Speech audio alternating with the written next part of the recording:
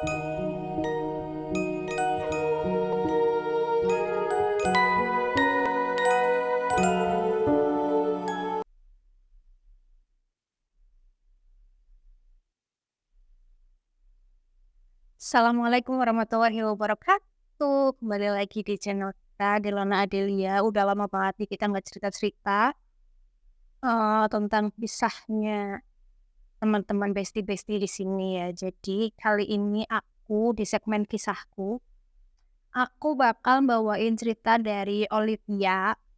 Olivia ini tinggalnya di Jakarta. Kita panggil aja namanya Via ya. Kisah ini itu berawal dari waktu Via masih ada di Purwokerto, masih ada di kota Purwokerto. Kisah ini di tahun 2022 di bulan Februari gitu, di awal bulan ya, berarti awal bulan Februari. Nah, jadi singkat cerita, si Via ini lagi jalan-jalan nih sama pacarnya gitu ya. Nah, waktu lagi jalan-jalan sama pacarnya, ternyata waktu nggak kerasa nih kalau kita lagi sama pacar gitu, lagi sama pasangan kan pasti nggak inget waktu ya gitu. Nah, akhirnya si Via ini waktu sampai maghrib, Via ini masih ada di jalan dan posisinya ini gerimis, hujan gitu ya. Hujan, akhirnya si Via sama pacarnya ini mampirlah ke coffee shop tempat temennya si pacarnya Via ini gitu. Jadi pacarnya Via ini punya temennya ini punya coffee shop. Coffee shopnya ini terbilang baru ya, baru grand opening gitu. Jadi sekalian mampir, sekalian mengucapkan selamat tuh ya sama temennya si pacarnya Via ini. Nah, singkat cerita, waktu Via lagi udah sampai nih di coffee shop, seperti biasa laki-laki kalau udah ketemu, udah lama gak ketemu, sekalinya ngumpul itu pasti ada aja pembahasan ya. Kayak ceritanya tuh pembahasannya tuh gak pernah habis-habis gitu loh. Waktu pacarnya Via sama temen-temennya ini lagi ngobrol, Via ini mendadak merasakan hawa yang ini loh, hawa yang berbeda gitu. Hujan-hujan yang tadinya masih di jalan hujan-hujan, Via lapar, kepengen minum, kepengen makan, enak banget kan kalau hujan-hujan makannya Indomie rebus, terus minumnya pakai teh hangat kan enak banget tuh ya. Dia udah membayangkan makan di coffee shop tersebut. Tapi pas udah sampai di coffee shop ini, si Via mendadak hilang selera untuk makan. Waktu itu pertama awalnya Via nggak ngerti nih kenapa kok nafsu makanku hilang. Aku tiba-tiba nggak pengen makan apa-apa. Padahal si Via ini tadinya pengen buat makan gitu kan. Nah, mendadak tiba-tiba selera makan Via hilang. Aku udah baru cerita ini awalnya udah merinding soalnya tadi aku udah baca ya. Lama-lama Via ini kan kita biasa ya kalau misalnya teman-teman pacarnya sama teman-temannya lagi ngobrol kan kita kadang-kadang bingung ya, kadang nggak nyambung sama obrolannya mereka. Akhirnya Via ini mengedarkan pandangan nih. Nah, tiba saatnya si Via ini salah fokus ke pohon, salah satu pohon di situ, entah pohon pisang atau pohon apa. Si Vianya juga kurang jelas, kurang tahu karena posisi gelap, hujan dan berkabut juga di situ ya. Jadi ini posisinya habis maghrib, setelah maghrib kan. Si Via ini tiba-tiba ini apa namanya, sebelum Via mengedarkan pandangan, Via nih ngerasa ada bau kemenyan sama bunga melati gitu. Terus Via mengedarkan pandangan, salah fokus ke salah satu pohon, diperjelas, di situ ternyata waktu Via menajamkan pandangan, dia di situ melihat ada sosok Mbak Kun situ ya, terus aja Mbak Kun namanya, pasti kalian familiar kan dengan nama itu ya. Nah, terus si Via ini langsung ngomong sama pacarnya, yang itu dia ngeliatin aku terus di pohon, cewek. Masa sih, kayak karena kan laki-laki biasanya skeptis ya. Nah, akhirnya si pacarnya Via ini ngomong ke temennya, ke ownernya ini. Ownernya kan temennya pacarnya kan. Ngomonglah ke ownernya, ke temennya pacarnya Via ini. Ngomong, ini pacarku kok digangguin ya? Dia diliatin sama sosok perempuan. Dia juga, jadi Via ini juga merasa badannya tuh kayak mau dimasukin sama sosok tersebut loh. Kayak lemas, pusing gitu-gitu. Kayak udah gak fokus gitu ya. Tapi Via di situ kan masih kontrol. Nah, waktu pacarnya Via akhirnya ngomong ke temennya ini kan, ini pacarku ngalamin ini nih, ya ngerasa diliatin sama sosok perempuan, badannya tiba-tiba lemes kayak perempuan ini tuh mau pengen menyampaikan apa gitu. Iya, kayak pengen masuk ke dalam tubuhnya Via gitu. Nah, singkat cerita si ownernya ini bilang, oh iya memang di situ ada. Itu ada sosok perempuan, cuman teman-temannya Via ini, teman-temannya Via, si pacarnya Via dan teman-temannya ini nggak ada yang lihat, cuman si Via aja yang lihat. Nah, ownernya pun tahu kalau di situ ada sosok Mbak Kun itu. Akhirnya si Via ini dinetralisir ya, didoain gitu sama si ownernya ini, owner coffee shop ini. Didoain, tiba-tiba si Via ini merasakan pusing, mual, terus badannya lemas gitu. Terus dia muntah-muntah. Nah, si ownernya ini dia bilang, udah bawa pulang ke pacarnya Via ini. Udah bawa pulang aja, pacarmu ini udah gak beres gitu. Akhirnya si Via dibawa pulang nih sama pacarnya. Nah, gara-gara kejadian itu, akhirnya dari bulan Februari tahun 2022 sampai awal, kalau nggak salah bulan Maret tahun 2023, berarti berapa bulan? Februari, setahun lebih sebulan. Si Via ini selalu merasakan hawa yang nggak enak. Tapi di waktu-waktu tertentu ya, kalau pagi sampai siang dia enggak, dia biasa aja kayak normal gitu. Tapi menjelang waktu maghrib sampai jam 12 malam, si Via ini merasakan badannya tuh lemas, terus pusing, terus mual-mual gitu. Karena ya memang aku juga tahu ya, aku pribadi juga tahu si Via mendapatkan gangguan seperti itu karena waktu Via ini juga temanku waktu di Purwokerto kan. Kita sering ngajakin nongkrong kalau jam 8 gitu, jam 9 apa habis maghrib gitu, kalau kita janjian sama teman-teman kita mau ngumpul. Si Via ini pasti selalu mendahulukan sholat ya, mendahulukan ibadahnya dulu. Terus dia juga selalu bilang, nanti dulu ya, aku masih lemes nih, aku pusing, aku mual, pasti selalu bilang gitu. Cuman pada waktu itu kita kan belum tahu ya kenapa, mungkin karena memang Vianya kecapean kerja gitu kan, karena di Purwokerto kan dulu dia kerja kan gitu. Di situ aku nggak tahu nih, ini anak nih mual-mual kenapa. Aku sering banget mual-mual, sering banget pusing gitu. Tapi pusing, mual, lemesnya itu cuman di waktu maghrib, menjelang maghrib sampai ke jam 12 malam. Udah selepas waktu itu udah kembali normal. Nah, itu berjalan terus sampai bulan Maret tahun 2023. Akhirnya si Via ini memutuskan untuk diruqyah. Nah, setelah diruqyah ini, waktu si Via diruqyah,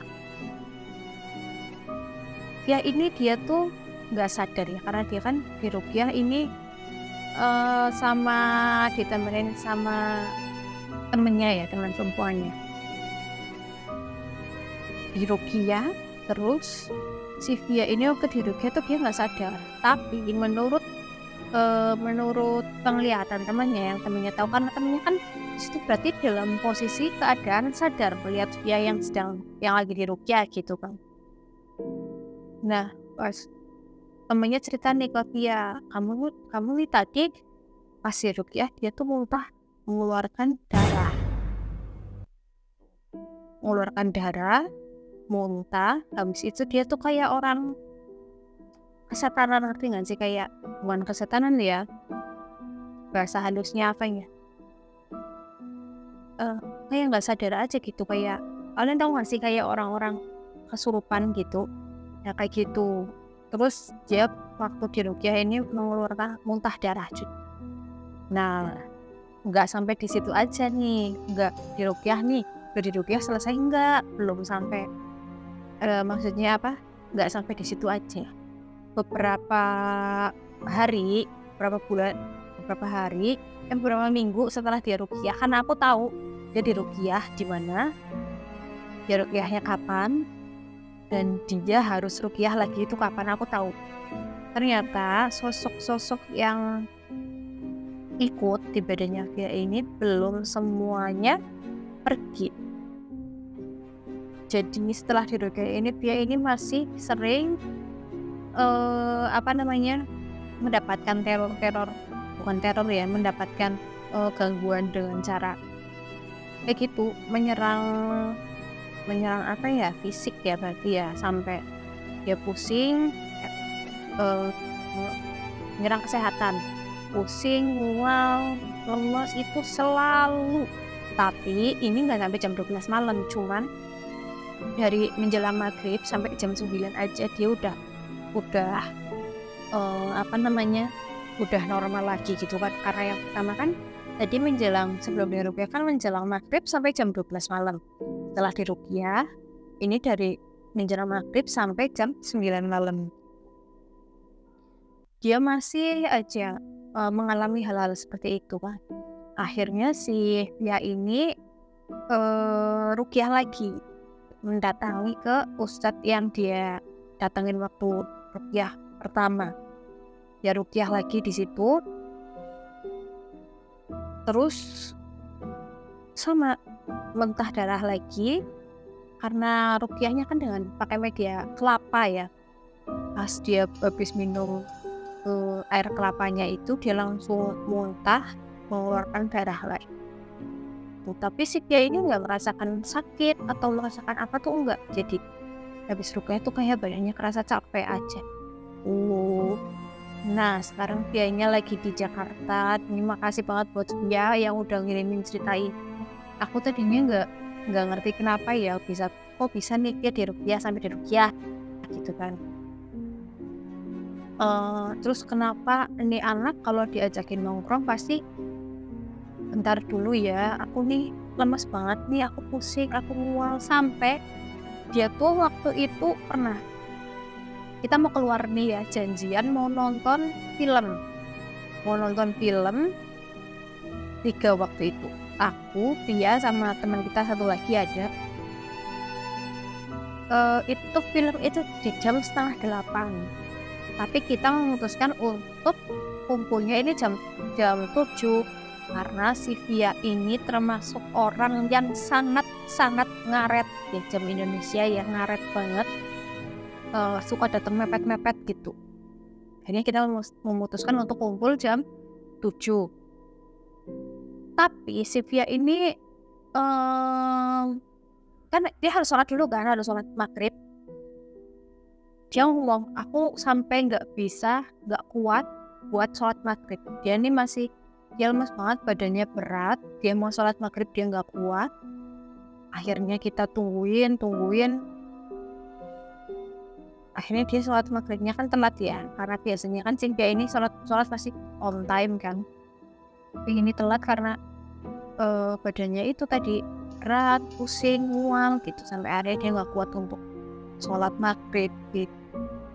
Ya akhirnya ya tetap dia bisa dipaksakan untuk sholatnya. Ya gimana pun kan memang ibadah nomor 1 ya. Kalau misalnya kita terus-terusan mengalah sama rasa takutnya kita ditinggiin, rasa takutnya kita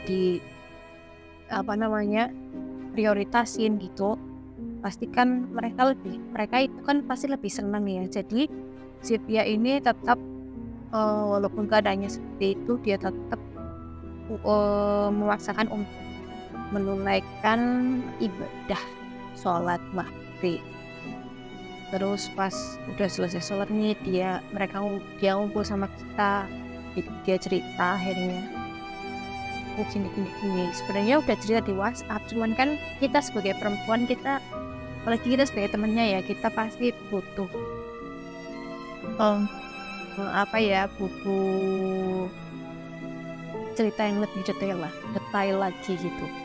Nah, si Via ini juga cerita nih ke aku. Udah agak lama sih, cuman aku baru inget. Si Via ini merasa ini loh, merasa dijailin sama orang. Dia tuh udah ngerasa kayak ini ada yang jail nih sama aku gitu. Tapi si Via ini aku tanyain, kenapa kok bisa kamu merasa ada yang jailin kamu? Karena kita kan nggak boleh suuzon dulu ya sama, nggak boleh suuzon, mungkin aja mendapatkan gangguan dari sosok-sosok sekitar gitu, bukan kiriman. Tapi si Via ini merasakan ya memang ini adalah kiriman gitu. Tapi aku juga belum tanya lebih detail lagi ke Via, karena Via-nya juga masih masih kayak menyelidiki gitu loh, kayak memastikan bahwa ini kiriman dari orang yang nggak suka sama dia atau bukan gitu. Aku selalu ngomong, kalau misalnya kamu merasakan hal-hal yang kayak gitu, kamu di ruqyah aja, kamu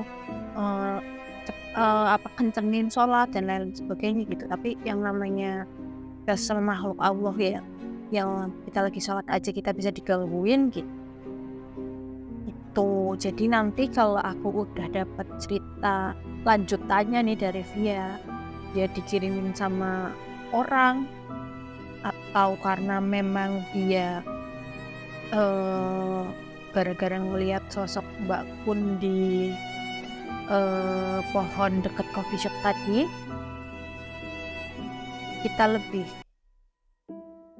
nanti aku bakal tanyain lebih jelasnya gimana itu.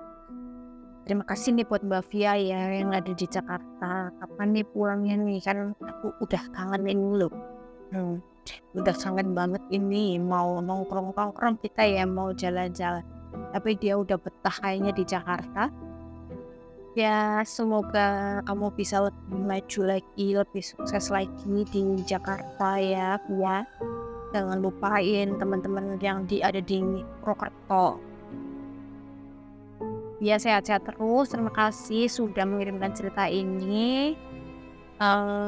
Semoga selalu dilindungi dalam lindungan Allah Subhanahu wa Ta'ala, dan semoga selalu dilancarkan rezekimu. Amin ya rabbal alamin. Kita doain yang terbaik aja buat Mbak Via ya. Semoga masalahnya cepat selesai, karena aku juga nggak tahu nih.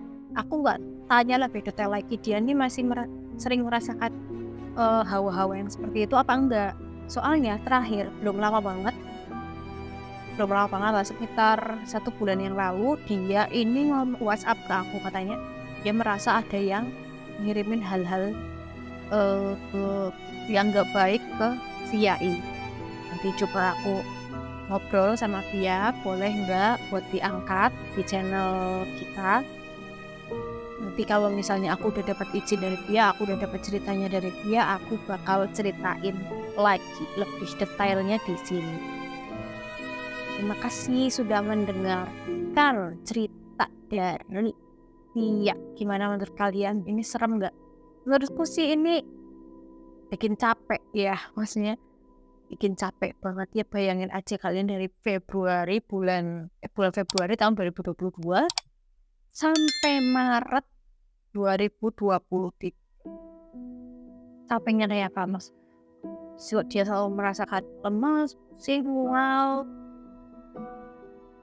Ini aku merinding nih, kayak kulit ayam tuh. Ini capek banget sih jadi Mbak Via ini ya. Kayak hidupnya seperti nggak tenang gitu ya, selalu dihantui dengan rasa lemas, pusing, dan mual-mual itu tadi. Nah, buat kalian nih yang memiliki cerita menarik, cerita pribadi, pengalaman pribadi, kisah horor kalian, bisa langsung kirim email yang ada di bawah ini. Bisa juga kalian DM ke Instagram aku. nanti aku baca dan aku bakal bawain di sini. Buat kalian yang pengen jadi narasumber juga nih, kita undang di sini, kalian juga bisa langsung DM atau email ke yang ada di deskripsi. Nanti aku cantumin di deskripsi email sama Instagram aku. Jangan lupa like, komen, dan subscribe. Share sebanyak-banyaknya, dukung channel ini, semoga channel ini semakin berkembang gitu ya, karena aku tanpa kalian ada bukan apa-apa. Terima kasih. Wassalamualaikum warahmatullahi wabarakatuh. Bye bye.